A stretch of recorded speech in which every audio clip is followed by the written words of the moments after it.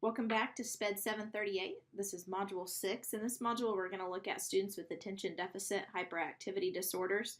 And so in this video, I want to take a look at, of course, with this class being a characteristics course, really looking clearly at those characteristics, looking at how students are identified with ADHD, and particularly for this disability, there are a couple of routes that sometimes students can go, whether they're on an IEP or they're on a 504. So we'll take a look at how we determine that.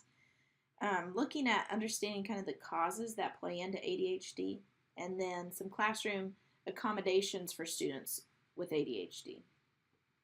When we look at defining ADHD, the text really lays this out very clearly for us in terms of there are two domains that we look at for students who are having difficulty focusing in the classroom, and that is inattention, and then also looking at that hyperactivity, impulsiveness that students have. ADHD accounts for about 2/3 of students that are identified with other health impairments, and that is one way that students with ADHD are identified with an IEP. ADHD is not a disability category that we are able to use to have an IEP. IDEA typically requires those students to be identified with another impairment, whether that's a health impairment or maybe they have a learning disability with ADHD. Now, when we look at describing some of the things that go along with that, we look at how their education is adversely affected. That's one of the key points that we have to make when we're looking at students with ADHD. We have to make that connection that their behavior, their symptoms of ADHD are adversely affecting their education. We may have students that have ADHD that may be on medication for ADHD, and their symptoms are not adversely affecting their education. Therefore, those students typically are not receiving support in the classroom, not having accommodations and modifications. That's one of the key things we have to think about, is are those symptoms affecting their education adversely? The other thing we have to look at is it has to occur before the age of 12. It also persists for about 6 months at least before we can look at really identifying a student with ADHD. But about 7% of students in schools have this diagnosis. So that kind of gives you some numbers of how frequently you're going to see students with ADHD in your classrooms. So here's the criteria for a diagnosis that we have to look at. Typically what we look for is 6 or more of the following characteristics, okay, that students are struggling with. So they're either struggling with paying attention to details in the classroom, maybe they're getting the broad idea, but they're really struggling with some of those details that we see. We also see that we have students struggling with paying attention to academics or social activities. Even those social activities, that's important for us to look at. We may see the student in the classroom struggling to pay attention academically, but do we also see that transferring to social things that they're doing, to peer relationships? One that we will oftentimes as teachers see students struggling with is following instructions. So we may give them 4 or 5 instructions. They get the first or second list of those, but they're missing the 3rd, 4th, 5th step. They're really having trouble focusing on what those instructions are. They may also seem very unorganized. They don't come to class with their materials. They don't have the supplies that they need. Their locker is a mess. Their desk is a mess. They really have trouble organizing and getting ready for that learning time. Also may see them struggling with sustained mental effort. So if we're asking them in the classroom to really focus and work on an activity for a lengthy period of time, may even be for our young kids, we're looking at 10 minutes of really being focused and plugged in to an activity, maybe a writing activity we're doing. We really see them struggle to sustain that mental effort that they need to consistently be working on that appropriately. Or with our high school students, they may have a block time to work on homework at school, and we really struggle to see them being plugged in and tackling that homework with any kind of sustained mental effort. They find lots of ways to distract what they're doing. The other thing is avoiding distractions. We have a kiddo that struggles with this, Josie. She needs to know what everyone else is doing in the classroom. If somebody gets up to sharpen their pencil, she's going to be paying attention to them. If someone raises their hand and has a question, she's going to be paying attention to them. her focus goes wherever else it can be besides what she's working on. And so really just avoiding those distractions and being able to focus and zero in on what she's working on is a challenge for her. Also remembering daily activities, so things that we do every day in the classroom, whether it's morning meeting and the tasks that go into morning meeting, or things that we do as we pack up and get ready to leave the day, right? Writing down in our planner what our homework is, putting the books that we need to take home in our backpack. Those daily activities that we do every single day that seem to come easier to other students, students with ADHD can really struggle with these activities. So we need to look at identifying 6 or more of those characteristics. And then when we look at ADHD, we're also looking at whether it's predominantly impulsive. Okay, so here are some things we may see for students who have that predominantly impulsive behavior. Have trouble sitting in their seat, keeping their hands and feet still. For our young kiddos in early childhood, in those early grades of elementary school, they want to run all the time, to climb on things. Participating is really hard to do quietly. For these students, they want to talk a lot. They want to blurt things out, not wait for their turn, not raise their hand, and interrupt others in the classroom. So these behaviors that we see listed here are those real impulsive behaviors where the students are really struggling with self-regulation on their behaviors in the classroom. When we look at some causes, I think it's important to look at what the text talks about in terms of causes, and also some of the questions that they ask there in terms of, do you disagree on those statements on page 171? If you think ADHD stems from a lack of will or self-control, is it caused by parents who just don't discipline their children?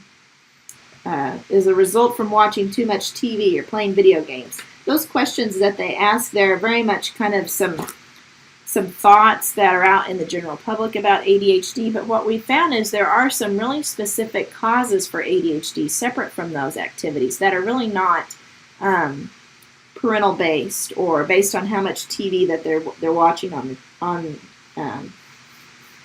outside of school. So one of the things we know is it can be hereditary. Okay, we know that we see patterns of ADHD in families. And you'll notice that in the text, it talks a lot about that genetic component, that we have identified multiple genes that can lead to ADHD, okay? And so I think that's important to kind of understand, just to understand kind of what is causing some of these symptoms and see that it's not necessarily something that the student is doing or not doing. It's not something that the parents are doing or not doing, that there are clear biological changes in the brain, whether it's through genes or structural differences in the brain that are contributing to these symptoms and these characteristics. One of the other interesting things I think to look at is the frontal lobe differences in students with ADHD and students who do not have it. There's a lot less activity in the frontal lobe occurring in the brain when they do scans of children with ADHD compared to scans of children who do not have ADHD. So there's a really clear biological factor here that can happen. It talks a little bit more in detail in the text. I think it's important for you to really read that and think about it. I also included a link within our resources about an article related to students with ADHD and the structural differences in the brain and how it impacts math instruction. Really important for you to take a look at. And then we know there are some environmental causes. There are some prenatal causes that can contribute to HD. For example, mothers who smoke or drink, or if we have a child with low birth weight when they were born, those can contribute and be precursors for ADHD. We also have some postnatal causes, so environmental toxins. Sometimes we can see that. And they have tracked within communities in the country where there are environmental toxins. I'm thinking of, off the top of my head, a community that was a heavy mining community. So there are toxins in the water and toxins in the ground and in the soil that students come in contact with, and they see a much higher rate of ADHD in those communities. So there is a real clear link to environmental toxins. We also know that poor diet, low family income, child abuse and neglect, those can all play a part in ADHD. I think it's important to note in your book, though, that it talks about there's a weaker evidence for environmental factors, except when you have those hereditary genetic component also. When you have that genetic factor and then you have some of these environmental causes on top of it, it really contributes to that student having a high likelihood of having ADHD. I just want to make a quick note about ADHD and medication because it's something that I think we typically talk about in schools, and I want to make the point that this is mentioned in IDEA, that medication is clearly mentioned and what the school's role is in that. And I think it's important for us to understand that teachers cannot legally suggest the use of medication. So we can't say to a parent, hey, I know Johnny has been identified with ADHD. I really think, based on what I'm seeing in my classroom, that you need to consider putting him on Ritalin. We can't say that. We can't say that in an IEP meeting. We can't say that in a conversation with the parents. If the parents say to us, do you think medication would help Johnny? We can say, I really would suggest you talking to his physician about that, and I'm glad to provide you some information on the behaviors that I'm seeing in my classroom. Okay? Or if you feel like you've implemented a number of different interventions, we're still seeing that Johnny struggle, you could say to the parents, I really think it might be a good idea to just talk to your physician about some of the symptoms and characteristics that we are seeing with Johnny. But at no time can we as school personnel say to a parent, I really think that Johnny needs to be on Ritalin. It's addressed in IDEA, it's addressed in the law. We do not say that to parents. So I just think that's important to mention to you because I know that medication is often a topic that comes up during IEP meetings, during parental contact with parents of students with ADHD. Now, there are some ways that we can evaluate for ADHD. One of the biggest tools that is used, there's really two that are used frequently, usually used by social workers, school psychologists, or any kind of clinical psychologist that does testing in this area. And that's the Attention Deficit Disorders Evaluation Scale. It's the ADD-ES3 or the Connors 3rd edition. These tests are typically approved for kids ages 4 to 18. And it really looks at rating scales pretty much of those symptoms that we see. Typically there's a rating scale for teachers to do, parents, and even the student if the student is older and can do those rating scales. And then we determine the likelihood of ADHD by our findings on those rating scales. So one of the questions we get sometimes as special educators is we have a classroom teacher come to us and say, hey, I've got this kid, he's really not focused in class, he's completely disorganized, can't pay attention, I feel like he has ADHD. The school does some kind of assessment for him, identifies that yes, he does have ADHD, but what we find is he doesn't really require any kind of specialized, designed instruction from a special educator. He really just needs some modifications and accommodations in the classroom to help him stay focused. And in that particular student, we're not looking at an IEP, but we're looking at a 504. Those 504 plans allow us to legally document those accommodations and modifications that student needs and that are required by the general ed classroom teacher. Now you may say, the teacher already knows he has ADHD, she's making these accommodations, do we really need a 504 plan? It's in the student's best interest to do a 504 plan because as they transition to different classrooms each year, especially as they transition into middle school and high school, they're much more likely to receive those accommodations if they have them in a 504 plan. It's really a safeguard for the student that they're receiving those accommodations that they need. The other thing it's really helpful for outside of K-12 is if they have a 504 plan through high school and they go to college, that 504 plan can continue in college. So they can bring that to the accessibility office at the university they're attending and receive those accommodations and modifications from their instructors at the college level. So it's really if you're looking at this and you're thinking, you know, I really feel like the teachers are meeting his needs, do we really need to go through all the technicalities of a 504 plan? Just look at it as a safeguard for the student down the road, that you're protecting their right for accommodations by putting that 504 in place. And that's something that your school counselor and principal would be involved in.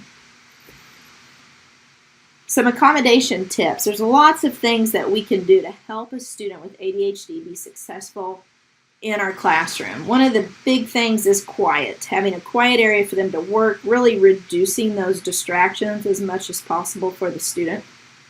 Sometimes we can have more time to complete an assignment. This is a real typical accommodation that we see written into 504 or an IEP for students with ADHD. Preferential seating. I like that elementary schools are starting to go this route anyway. For example, in my children's school, they kind of go through a period where they try lots of different alternative seating the first couple weeks of school and decide what works best for them. And then they get to continue that seating. Sometimes they'll make changes. For example, in my son's second grade classroom, they have tall desks where you can stand and work. They have regular sized desks where you're sitting in a chair. They have really low desks where you're sitting on the floor. They have times where you can sit on a ball. Lots of different seating arrangements so that they're meeting that student's needs. And this is really helpful for students with ADHD. Even having them sit sometimes in a seat like a ball where they can bounce and get some of that motion out while they're focusing, sometimes that can help. Sometimes it can be a detriment to their learning. So you kind of have to look at what works best for them as a learner. Lots of positive reinforcement and encouragement is helpful for these students. If you see them staying on task, if you see them being organized, having their materials, really giving them that positive reinforcement. And UDL concepts really come into play in a great way for students with ADHD. You know, we talked about in UDL those alternatives for sharing your knowledge. So instead of maybe doing a written paper to share your knowledge or a written test, these students do great with different ways of providing information and demonstrating how they have learned. So, you know, they may want to just do an interview with you. They may want to do a presentation. They may do better using technology to demonstrate what they know. So kind of pulling some of those things into their accommodations and modifications on how they're assessed in the classroom kind of on daily learning is really helpful for these students. One of the other things that students with ADHD really struggle with, especially at the middle school and high school, starting in 5th grade, 4th grade sometimes, is note taking. How to effectively take notes. There's some really good resources out there to teach students how to take notes, and I've included some links to those. This is just an example of a tool that you can use to help students take notes. So this is a strategic note-taking worksheet. I've also linked it in the resources. But it really guides the student on how to take notes. So write down today's topic. Write down when it happened on the very beginning there. And then background knowledge. So before you even start listening to the teacher, write some things down that you already know about today's topic. Okay, and notice it even gives them guidance in terms of you can write down keywords, you can write down phrases, write down sentences, and then identify key points as the instructor is talking. If the instructor knows they have students with ADHD in their classroom, they can even be using this language and saying, okay, one of today's main points is, and give them that main point, and then continue to elaborate on it, really guiding them through that note-taking process. These students do really well with providing very specific instruction on strategies for staying organized. For example, strategies on note-taking. And there's some great resources out there that we can use to help them do this. Here's another example of notes that you could do if they struggle to just have that open line where they're going to write a sentence on what they think the main topic is. One of the things you can do is provide them some guided notes. So if the teacher is using a PowerPoint, you could take some notes out of that PowerPoint, have some blanks, helps them stay focused on what the teacher is saying, and they're filling in those blanks as the teacher lectures. This is a really great tool to use for students who are just beginning to learn how to note take. So this one may be for students who have already kind of mastered this type of note taking. They kind of see how main points and key concepts are identified, they're filling in the blanks, they're staying on task. Then they come to one that's a little more open-ended, that's a little bit more student-driven to take notes. One of the other things that I like is just getting students to physically be active, talking about, having some conversations about behavior and the impact on learning. It helps students with ADHD to have some of that physical time to get energy out. And so I really like this best behavior ball. You can toss it around, and wherever their hand lands, it gives you something to talk about. So some of the questions they have on here is, describe a trick for staying focused in class, or describe what would happen if no one waited their turn. This is something you could even do with a large general education classroom and get everyone involved, and it gives the student with ADHD some time to hear some strategies from their peers, which also can be really helpful. I included a link to this ball in the resources, but these are really good tools to help just start that conversation, especially for older students, on what to do in the classroom, how to stay organized, how to stay focused. Even for elementary students, this can be helpful. One of them on here says, identify 3 things you should bring to class. Great way to start talking about some organizational skills. Another thing that students can really struggle with, and it talked about this a little bit in the text, but math can be a challenge when you start getting into more complicated computational problems where you're having to line up numbers and getting those numbers lined up correctly. This can really play a big part in these students not being successful in the math classroom because they're not even getting that problem written right to be able to solve it successfully.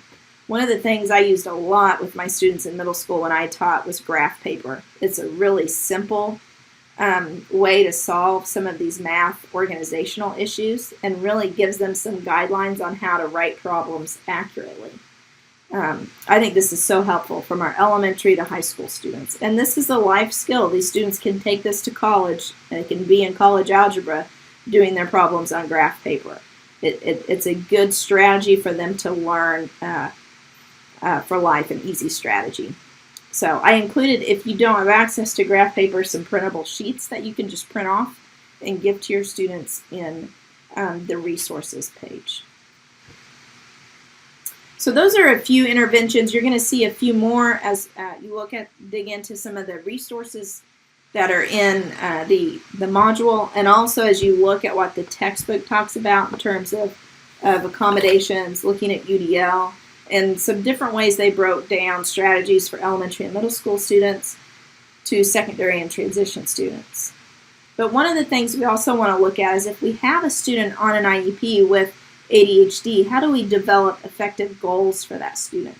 I think it's really important that we look at writing goals for students based on their organization skills, their self-regulation skills, and really be targeting improvement on those skills within the IEP. So we're not just looking at academic goals for these students, we're also looking at behavioral goals. I used a resource that I like and I go to frequently. It's a goal bank from behaviorpsych.blogspot.com, and they have really effective goals. And if you're like me, I don't want to reinvent the wheel. If I can find a goal that's really applicable to the student I'm working on and the skills that I'm working on, I can always modify the language in the goal, but it gives me a really good starting point for how to develop a goal for that student. So for example, in the first one, talking about self-regulation strategies, so this student is really having trouble staying focused on a task, finishing that task, not getting distracted by whatever's going on.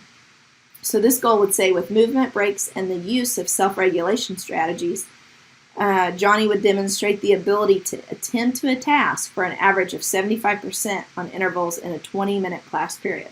So we can adjust those intervals, we can adjust the length of time in the class for whichever student that we're working with. But this is a really good way of evaluating student growth on self-regulation strategies.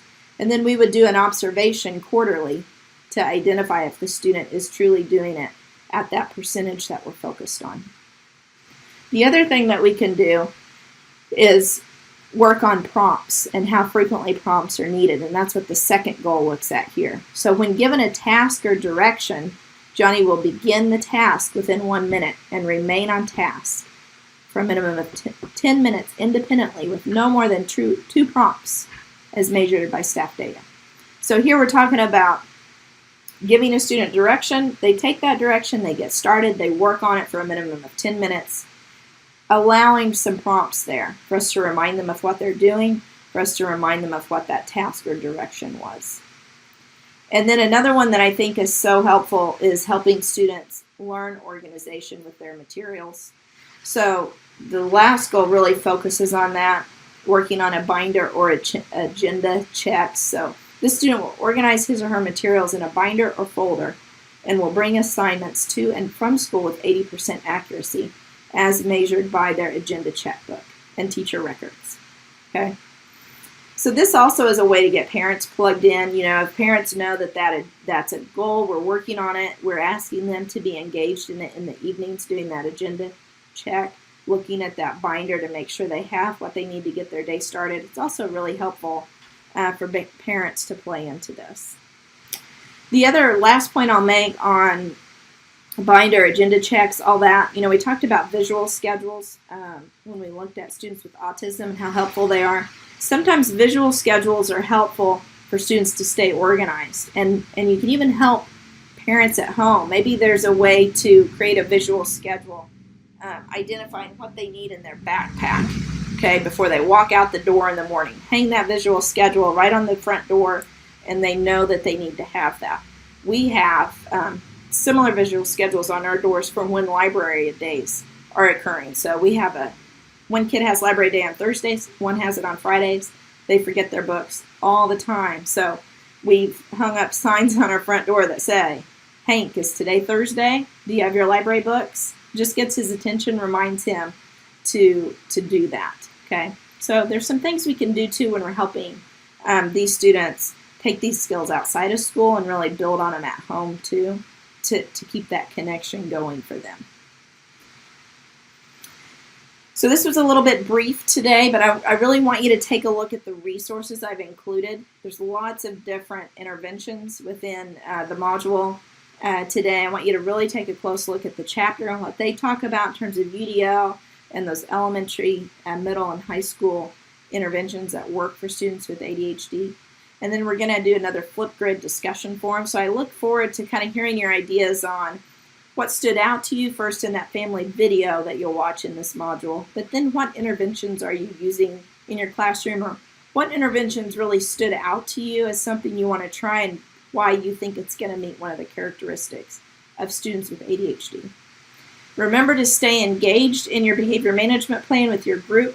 The draft of the behavior management plan is due this next week on Wednesday.